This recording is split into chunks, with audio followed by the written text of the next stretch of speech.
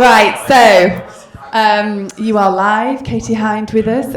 I'll just kickstart a few minutes late, so apologies for that. So it's a real honour to be opening Journalism and Media Week this year, and even more of an honour to be joined by our first opening guest. So, from flying the flag for us, reporting on stories from across Hollywood to breaking news here in the UK, please give a very warm welcome to Katie Hind. Thank you for being here. Good morning, Katie. I thought I'd leave you to introduce yourself with your amazing new job promotion and your job title. Tell us about your job title.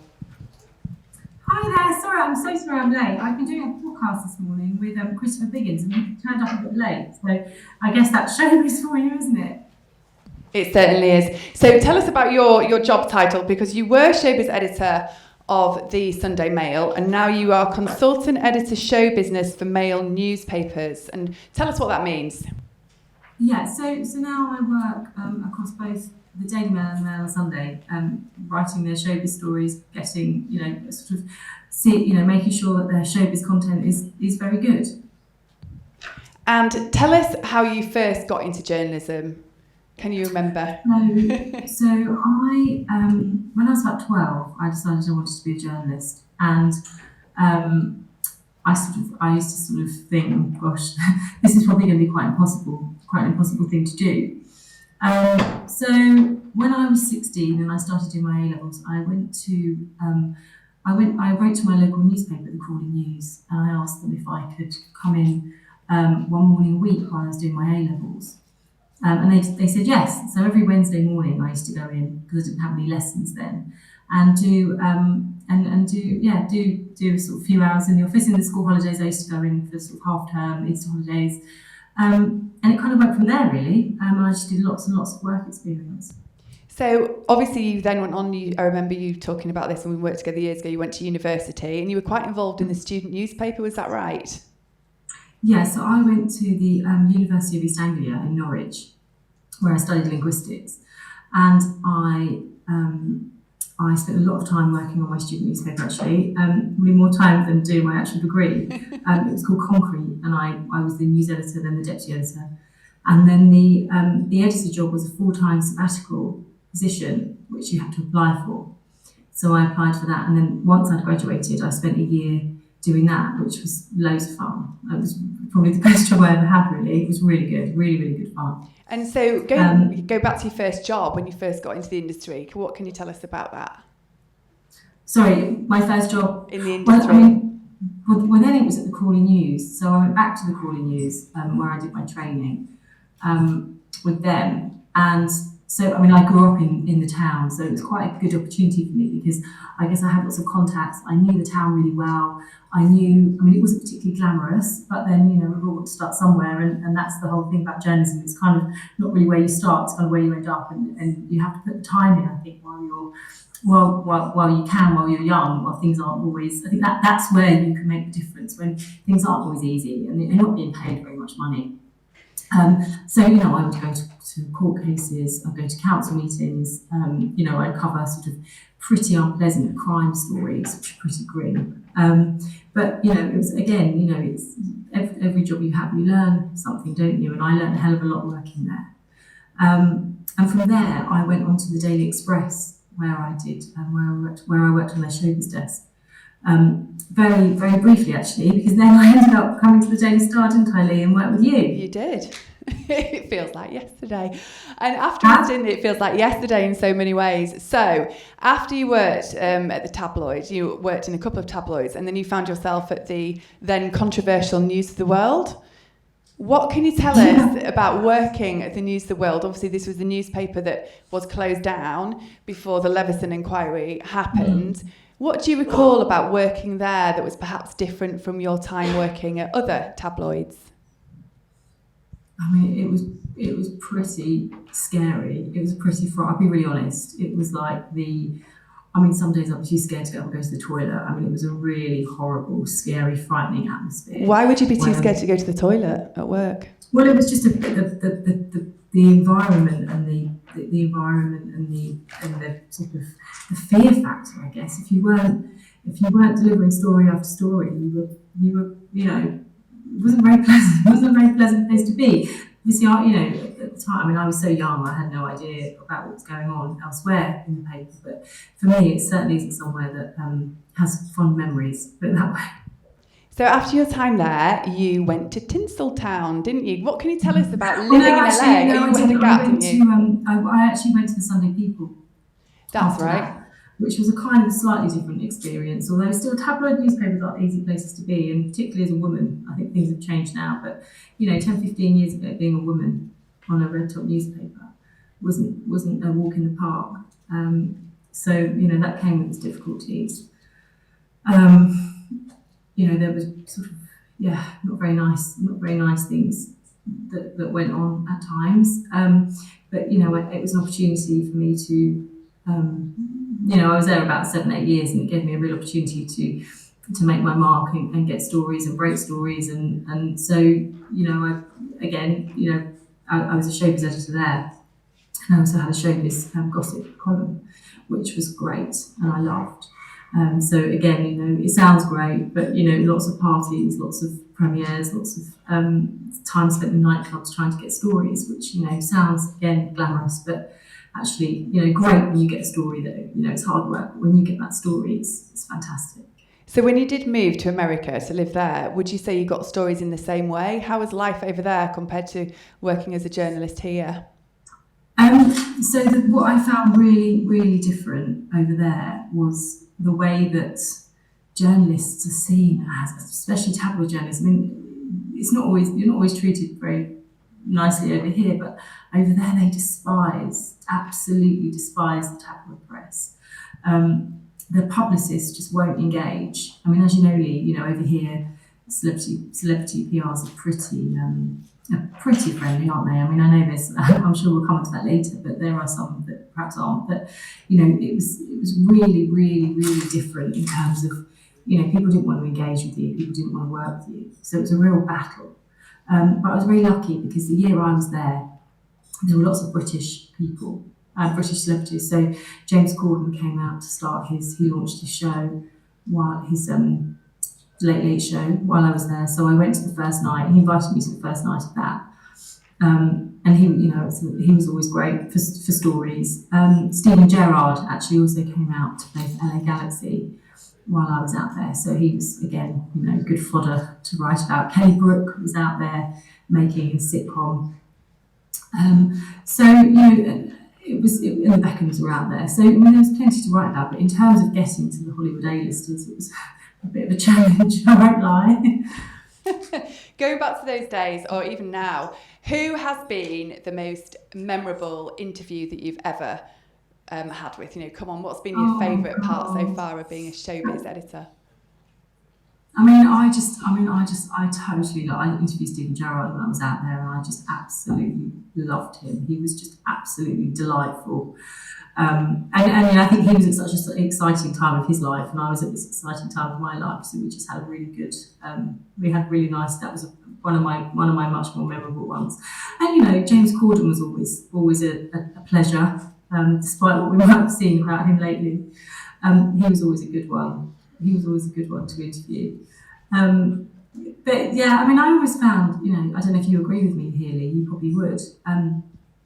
The more famous they are, the nicer they actually are. I think it's the kind of, the more sort of reality TV Z-listers that are the ones that can be a lot more sort of diva-like, shall we say. I don't know whether you've got your own memories of that, Lee. I absolutely do. I'm thinking of George Clooney, how lovely he was, compared to a few, a few soap stars that we met along the way. Now, you touched on something really serious and really important a few moments ago, which of course was sexism and working as a woman in the industry. And there was a lot of misogyny within journalism, especially working in tabloids. And there was a time that you wrote an article shortly after being sent out to cover the aftermath of the Grenfell Tower tragedy. And you highlighted that, in your opinion, there were more men than women covering big news stories. And you overheard a really horrible comment that day, didn't you? What can you tell us about that? Yeah, so the Grenfell Tower, obviously, tragically, lots of people died, and I lived very close to the Grenfell Tower. And actually, a woman from my gym her daughter was lost. Well, you know, she couldn't find her, and so I sort of spent a few days with this woman that I went to the gym with, you know, as she tried to find her daughter. And it was her daughter ended up, she was perished on the 20th floor. It was terribly tragic. But looking around, there's, you know, as you'll find, as you get your careers off the ground, guys, like journalists kind of end up sort of gravitating towards each other in a pack on these kind of jobs. And admittedly, it isn't my normal kind of job, but I was there because I knew this woman and she wanted our help.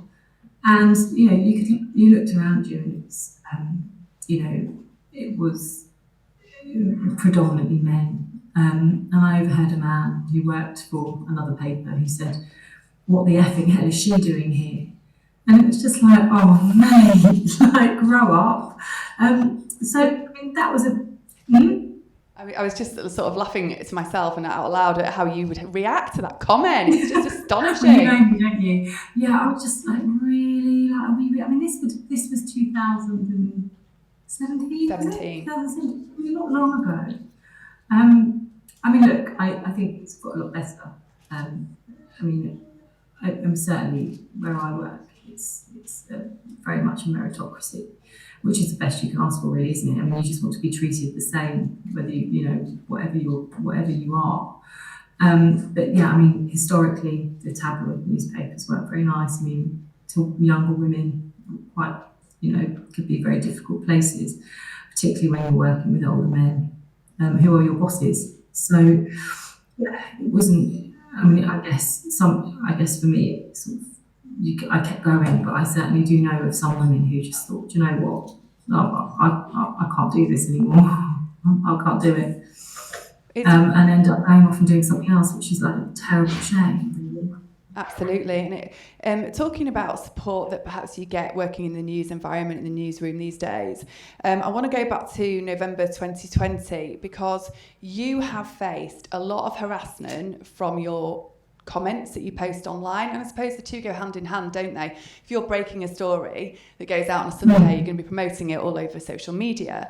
But there was a time where Johnny Depp and Amber Heard were in court in London, and you tweeted about Johnny Depp's fans, and in your opinion that they were the most harassing ever, these trolls. And you know, I've experienced a bit of that myself.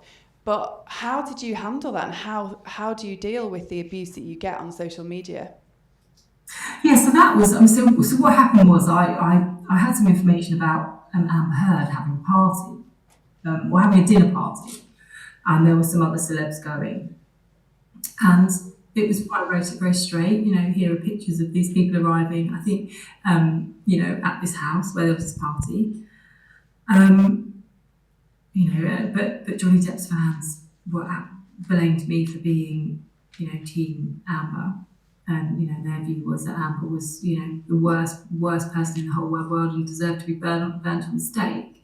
And for them, anybody who is connected to her, or actually that's not quite right, anyone who isn't massively pro Johnny, they just terrorise. Now I'm sure some of them are bot accounts, because I mean there were just so many of them. And it went. I mean, this just went on for days and days and days. And obviously, look, you know, I choose to be on social media. I don't have to be on there.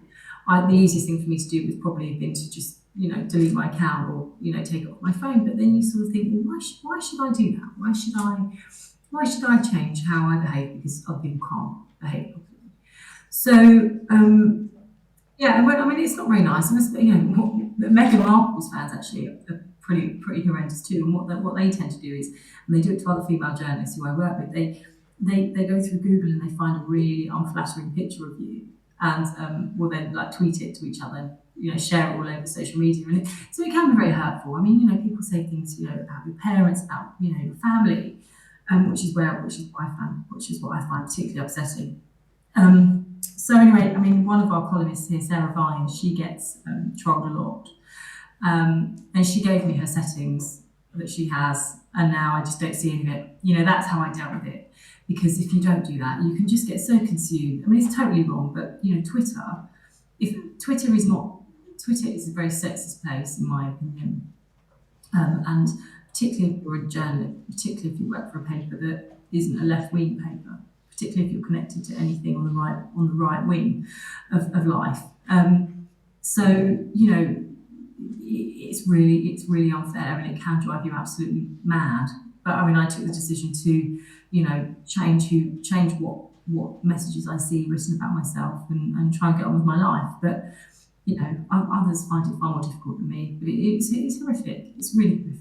So I mentioned, I think when we spoke last night, that later in this week we're going to be speaking with Dr. Rebecca Whittington, who's the first online safety editor, and it's really interesting talking about the social media trolling that journalists actually face today. Moving away from that, obviously your career in so many aspects, so many ways sounds quite glamorous, and I know that's not the case. But what's been the lowest part of your career to date? What's been the hardest time?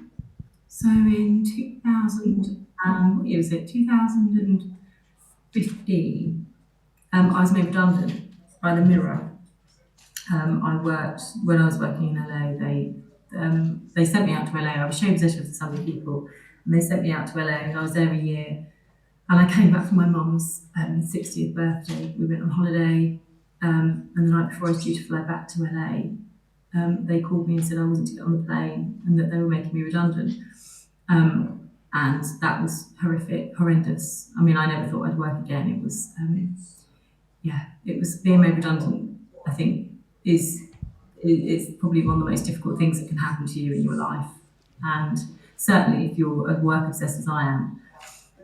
So that it made me very ill, and it was, I never, if someone said to me this time 7 years ago that I'd be sitting here talking to you guys now, I think you're absolutely crazy. So yeah, that was a very, very, very difficult time. And I'd like to think that you had a lot of support around mental health, and actually that journalists do have a lot more support today around issues. Yeah, I mean, look, the one thing they did do was make sure that I had the help that I needed. And I think people are much more aware of that now. Although back at the time, it wasn't quite so. It wasn't quite so talked about in the same way that it is now. But again, you think, you look at it and you think, you've kept all the white men. Why are you getting rid of me? And you sit there and you fixate on the word redundant, and you think, like, God, and it's again, you just think, really, like, we're supposed to work in a thriving, diverse industry, and yet they get rid of women all the time. So, but as I say, 7 years later, I do think things have really, really changed. And that's really positive. So let's talk for a moment about media regulation. You know that I cover that here at Leeds Trinity University. What would you say is the most relevant area of media law which comes up within your job? I'd say the privacy regulations, for sure. I mean, look, particularly with celebrities, I think some of them, not all of them, some of them are very good and very understanding of the press and have respect for us. Others they want it both ways. They want to sell their wedding to Hello magazine, and then we're not allowed to write about. We're not allowed to. Don't like us writing what the name of their newborn child is. I mean, we had a legal letter not so long ago from an actor who we had pictures of walking near his home with his girlfriend, and he took huge exception to using them, to us using them, and actually said it was private for him for us to use pictures of him walking down the street. So it's really getting ridiculous, and I mean, at the moment it's hard enough. I do fear that going forward the privacy laws are going to make it even more difficult to write things about people in the public eye. So yes, I find it a very irritating law, personally. I mean, look, some people like Holly Willoughby, for example, we don't know what her children look like. She's never put them out there. Then, so I think she has a very, very reasonable expectation of privacy. But then you've got the Beckhams who put their children all over Instagram. I mean, it's not very long, is it, till Harvey Beckham has her own Instagram account. And yet, they will moan and cry and kick off, for pictures that other people take that they don't like. And so it's very, very frustrating. but obviously a law that we have to abide by, fully respectfully. But it can be very, very irritating at times. So, Katie, what can you tell us about your most challenging interview that you've ever done with someone? Or how you've handled a really awkward situation? How you've handled a really awkward situation with a celebrity and their publicist, for example? I mean, I think probably it's not so much the interviewing of them that's difficult. That's always fairly straightforward. I mean, in my experience, it's been fairly straightforward. I think it's when the publicists get involved, and actually the whole publicity machine around celebrities has got. I mean, it was badly when we were working together, but it's certainly got more and more of a challenge now because they meddle so much more. So quite often they'll want copy approval when you do an interview, which means that you do the interview, you write it up, and they have to see the copy. And quite often now, because it's become very much the norm, they won't do an interview unless they get copy approval. So as you can imagine, there's a lot of back and forth, and all the good stuff gets taken out, and that probably is the hardest challenge of doing interviews. And I think what they actually would rather is not to be interviewed at all. And obviously now life has changed, particularly in the last decade, and these people have got their own social media accounts, haven't they? So I think they think, well, they can talk directly to their 10 million followers without having to sit down with the newspaper and risk a piece that isn't falling all over them. So I think that the whole interview thing has really, really, really changed in the last few years, and not for the better, that's for sure. Do you ever have 2 days at work that are the same? Talk us through an average day in the life of Katie Hind at work. So I work Tuesday to Saturday. So Saturdays are just, obviously for the male Sunday, very busy days. So Tuesday morning I come in to work about sort of 9 o'clock, quarter to 9. I do a Daily Mail conference at 10:30, where I sort of tell them any stories that I think need to run the next day, and perhaps how we're going to write them, what sort of stance we're going to take. And then I go straight from there to a Mail on Sunday conference where I present a list of stories for the Sunday paper, which, obviously Tuesday morning I don't tend to have an awful lot, but we have till Sunday. So that list gets sort of, fingers crossed, better and better throughout the week.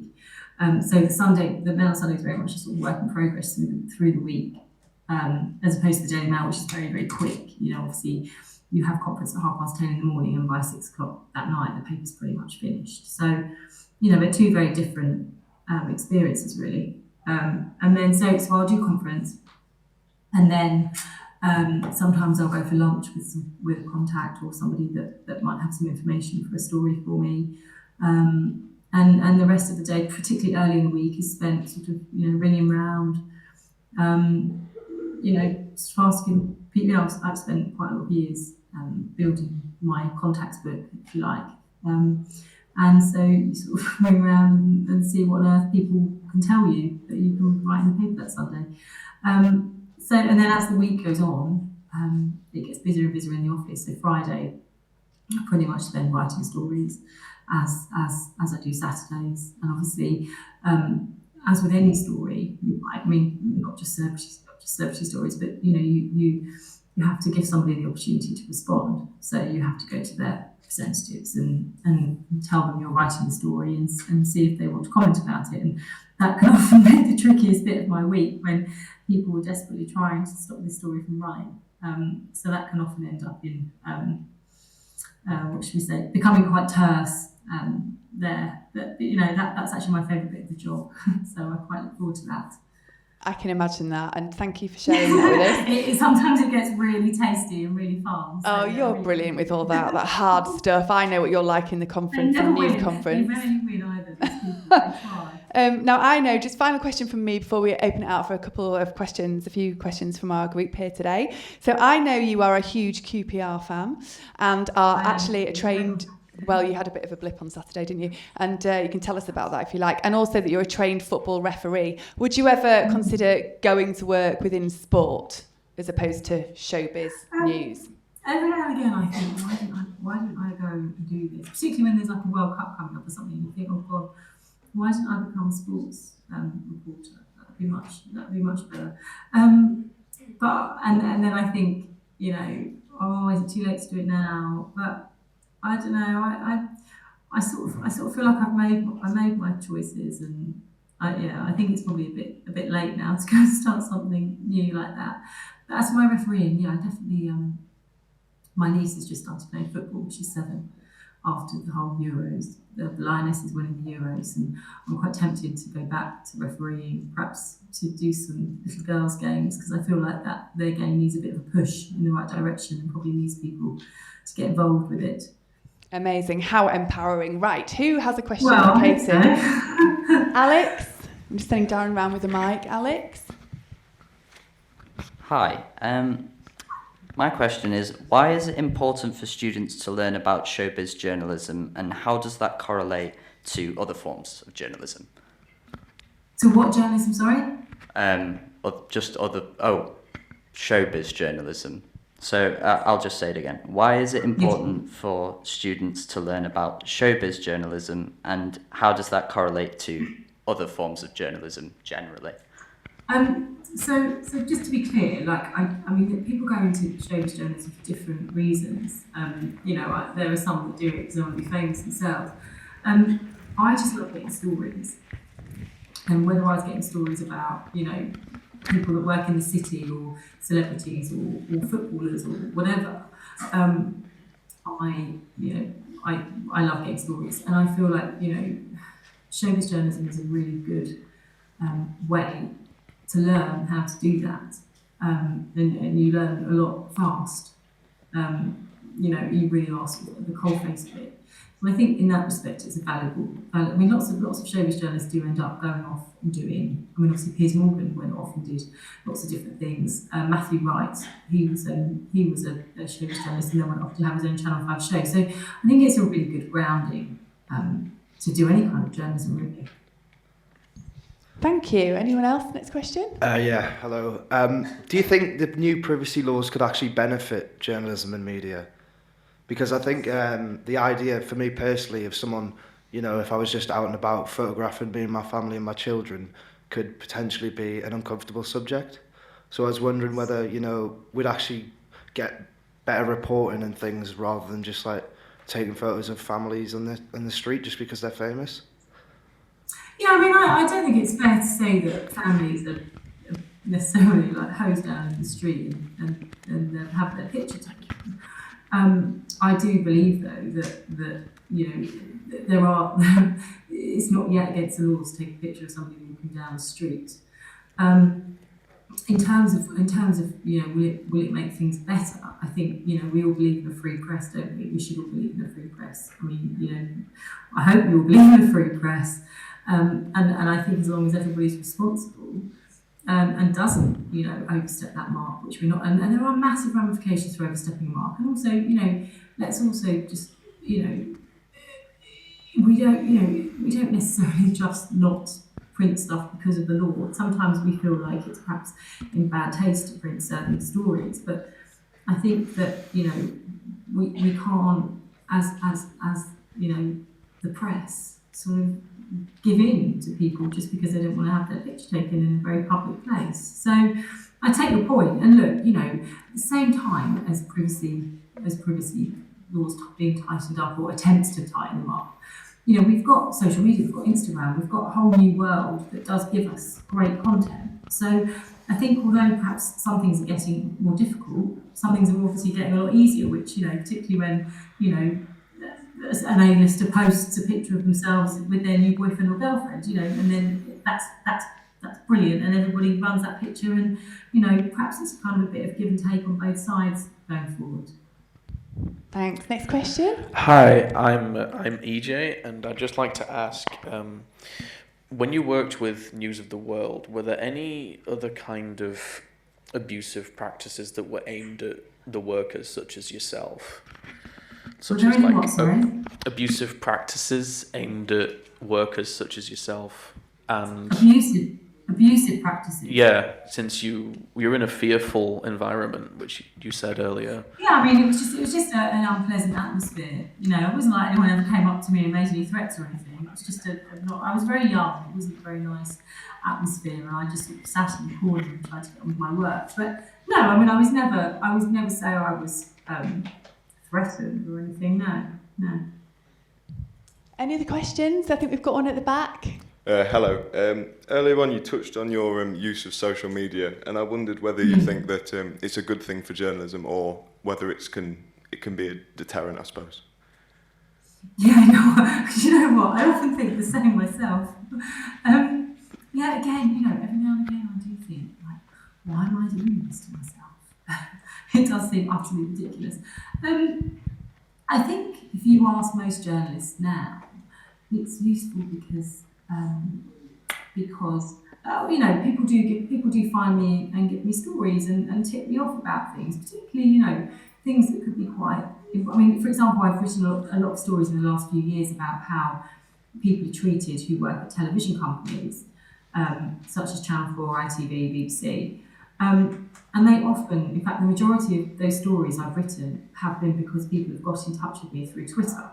So I think it can actually be a real force for good, you know, in terms of, you know, whistleblowers being able to find somebody easily, whoever it is, whatever journalists they want to contact. So I think it does have its advantages. It definitely has its disadvantages, and I try to sort of, you know, keep my work and my life very separate on it. But yeah, I don't know. I sort of think to myself, I stay on here because there's more good from it than bad at the moment. But we'll see what happens. Long may that continue. And I think we've got one final question at the back. Hi, I'd just like to ask, as a journalist, what regulations do you have to follow with, like, someone who's, like, related to a celebrity, for example, who doesn't want to stay out of a spotlight, who doesn't want to be in the spotlight, sorry. What regulations do you take so then they stay out of it? Yeah, so there are actually some, again, very strict regulations about this, which does stop us from writing about family members.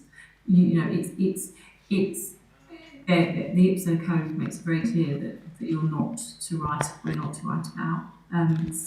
family members purely because their family member is a celebrity.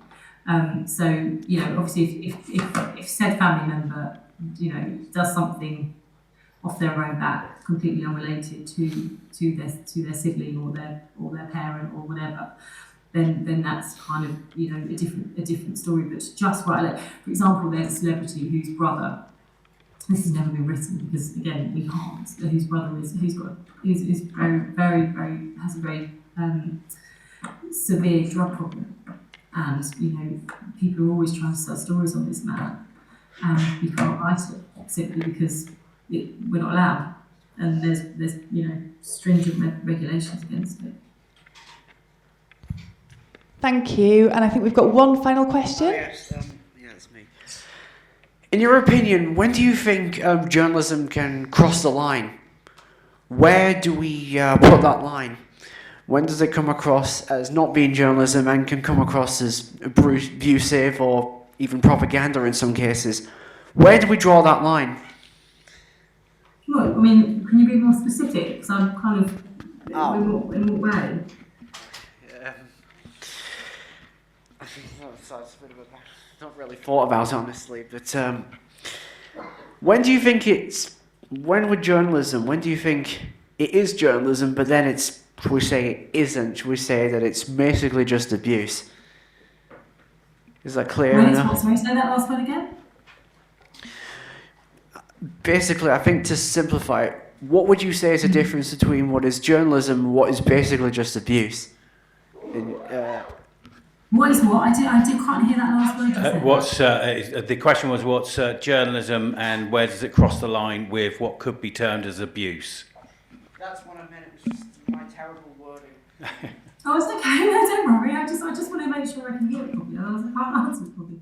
I mean, do you mean in politics? I mean, what? I mean, certainly I wouldn't say. Yeah, political, I think he's looking at, definitely. Well, have you got any examples?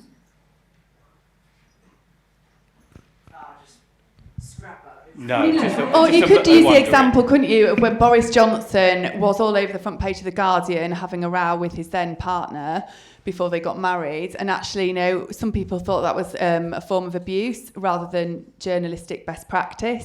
I think politically that's probably the kind of thing you mean. Like, where do is it a blurry line? Where do the lines stop being blurred? Yeah, but I mean, with that story about Boris, he was an MP and he had an argument with his girlfriend.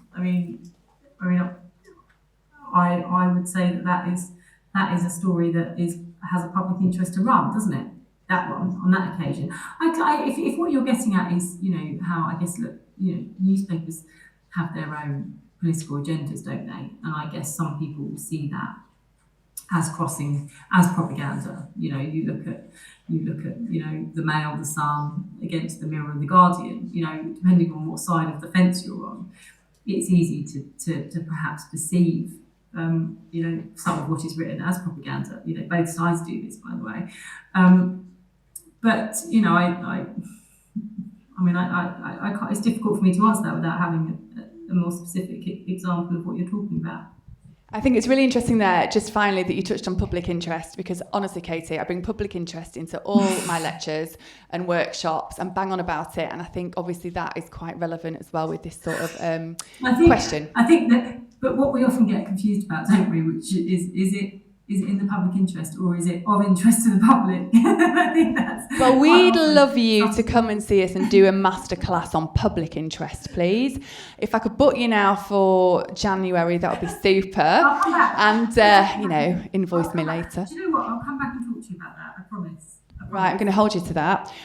Listen, we can't thank you enough. You're so showbiz, you've been filming all morning. I'm so sorry I couldn't be there. I'm so sorry I couldn't be there. It was my plan to be there, and we've started this podcast, which is every morning now, and it was the first one this morning, and I had to be in my office, so I'm really sorry. Well, keep feeding I'm a Celebrity gossip to us over the next 3 weeks, and we'll love you and leave you. Thank you so much for joining us, and we'll speak to you again very soon. Lots of love. Bye.